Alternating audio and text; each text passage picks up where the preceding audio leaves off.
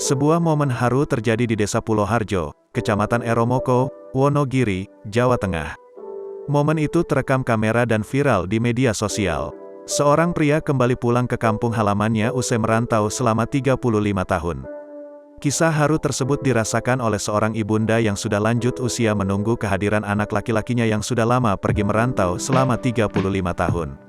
Akhirnya pria yang bernama Paidi ini pulang dan bertemu dengan ibundanya, Tukinah. Hal ini dirasakan oleh sang ibunda yang merasakan kerinduan kepada anaknya. Video yang memperlihatkan momen haru itu diunggah oleh akun Instagram @kepoin_trending. Paidi dan ibunda tak kuasa menahan tangis hingga berderai air mata lantaran sudah lama tak pulang ke rumah. Ibu dan pria itu langsung berpelukan melepaskan rindu yang selama ini terpendam. Dalam dekapan pelukannya, ibu yang sudah tua ini seakan tak ingin lepas agar sang anak tak lagi berpisah dengannya.